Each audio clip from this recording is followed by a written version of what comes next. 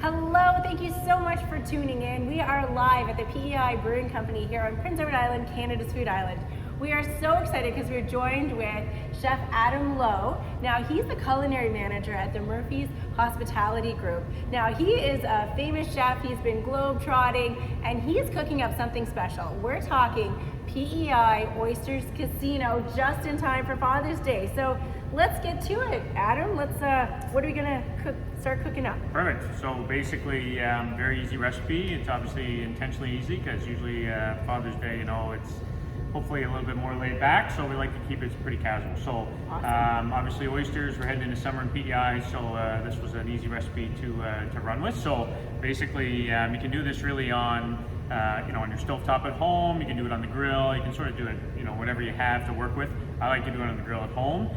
In this case, we're going to do it in a pot here. We're going to get everything together. It's a simple one pot sort of and done. And then we're going to load up our oysters afterwards. So basically, we're going to start with some bacon and just kind of spread it around. And we're going to let that sort of cook off. We want it to render out so that we get some of that nice flavor in there. And take a minute to let it go. And then once that starts to come through, we'll get some aromatics, and then we're going to hit it with some shallots and other flavorings here. So. Oh, that's awesome. Now, with oysters, do you have any tips on, when you're picking out oysters, things that you should look for? Yeah, basically, obviously the fresh is best. So you want to make sure you get a, nice fresh oyster. Keep it nice and cold, nice and cool. And then, when you're going to go right before you get ready to do everything here, obviously we have everything sort of chopped up in advance, which I just did. And then we want to shuck our oysters, being careful to make sure we get rid of any of those shells, and you don't want to be chipping the sides or anything like that. And then, of course, you want to loosen that sort of muscle underneath so that the oyster is easy to, sort of free roam after it cooks. So. Look at these, they look fantastic. Oh my gosh, these are the best oysters. They look so good. Oh, you can really smell that bacon. That's the plan. You want to make sure you get this out. This is going to be, it's kind of like the main flavoring, I guess, if you will. So obviously we have some other things. We got some great, obviously butter and aromatics here that are going to go in there, and a little bit of citrus to finish it off. So everybody likes their oysters a little differently. So it's really hard to say, this is what's best or this is what's right. It's really everybody's personal preference. So. That's great. You mentioned cast iron. So could you start this on the barbecue in a cast iron pan as well? Big time. That's how I like to do it. So generally I have my cast irons in and out of my house all day long in the summertime. So just get like lots of heat. That's really what you want. So you get in there, you get that dry heat from the grill, really heats up that pan, which is nice. And then you can go in and just cook right on the grill. You get lots of space. You can have your cast iron pan going with all your aromatics. You got some other things going with this. Very easy to complement what you're working with. So. Oh, that's fantastic. Now, if I didn't have bacon, could I use something like a pancetta or a back bacon? Yeah, certainly. There's a lot. In this case, really, you want anything. You want some fat, so that's really what you want to get to. So, obviously the pork belly or bacon is where we kind of want to work with. But absolutely, you can put in really anything that you wanted in there for. Just different cuts, absolutely. But in this case, we like to do the bacon just because it's kind of how the recipe rolls, I guess. But for all those men in your life who doesn't like bacon, you can really smell that bacon. Just oh my gosh, this will bring everybody to the barbecue or the kitchen for sure. That's what we're going for. So we don't get this one here is not like I don't have a lot of fat coming up this, but we do have butter in the recipe anyway. So I'm just gonna add the butter in now as well. Oh, we have the best butter on PEI, don't we? That ADL butter is so good.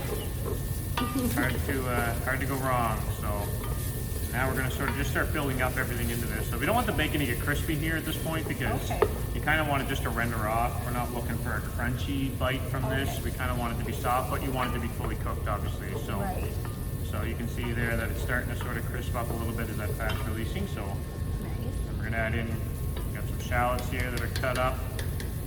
We're going to add in some celery as well. Oh, those aromatics will smell so good.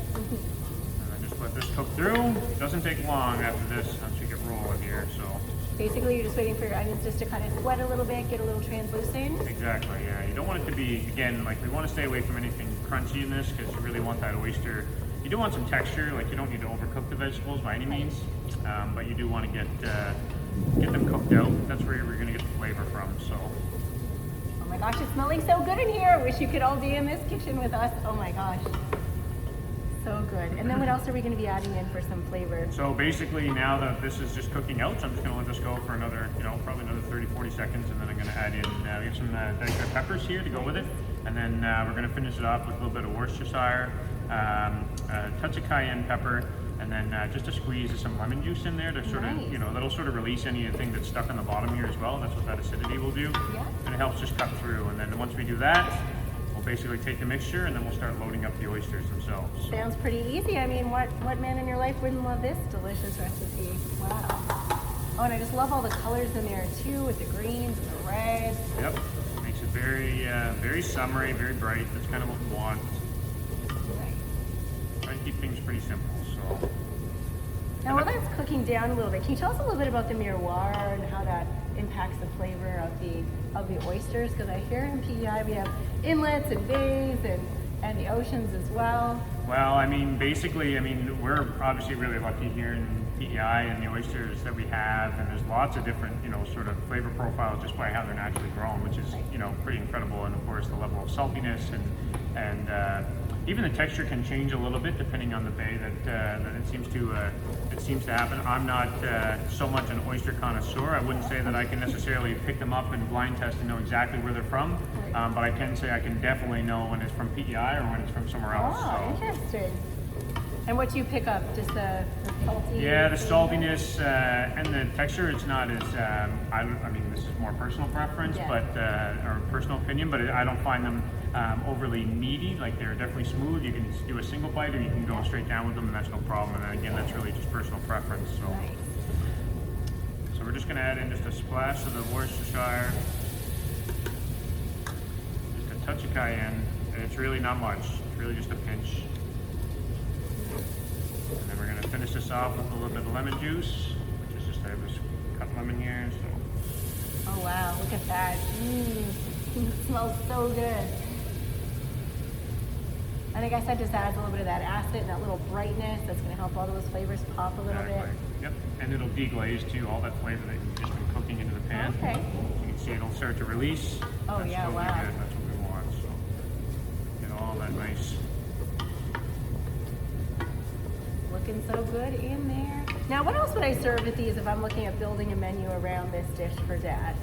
You know what? Great question. I mean, you know, in my family, we see them more often as an appetizer or something to kind of get us started. And you're cooking on the grill. If you're doing these on the grill, Yeah. you know, get these a great little starter to kind of get things going is probably where I would position these. And then, of course, finishing off with, you want to do some nice, you know, grilled steaks or, you know, burgers or anything like that. Just, I'm, you know, really into grilling now. Yeah. I really do enjoy it. So, and everybody does. You want to be outside and nice in the sun, the hot weather, and, you know, the PEI weather that we like. So, I would stick to the grill. That's what I would do. So, so basically, we're at this point now. So you can see it's all nice and cooked. Oh wow, look at that, folks. Look how good this looks inside there. And then basically, we're just gonna spoon a little bit of it on each one of them. That's all we want. Oh wow, it looks so pretty. I just love all those colors in there. Oh my gosh, the smell is so good. And I love that the bacon has a little bit of, it looks like it's gonna have a little bit of that chew too, which is awesome. Yeah, with the hot oysters, because we're gonna grill these, obviously, typically if you're putting in some, you know, sort of flavors, condiments, that kind of thing, you know, you are gonna more often than not be chewing, or at least taking a bite through them. Same with Rockefeller, which a lot of people, you know, it's pretty commonly served oyster Rockefeller around. So, and just to get all those flavors. So this kind of helps encourage that because there's more to it, obviously, and there's more to bite. You know, it's kind of. Now the name Oysters Casino, where does that kind of come from? You know, is this like a gambling bet of just, you know, everybody's gonna love this recipe? No, I don't. I'm not going to claim to know the origin. Clams Casino is really the style where it's more famous, and then it's kind of just an adaptation from the clam preparation. And again, this is more just a take on it. So. Oh, folks, look at this. And don't worry if you're wondering about this recipe. We are going to be posting it on thesocialshell.com. We're also going to be tagging it in the comments below so that you can make this weekend as well.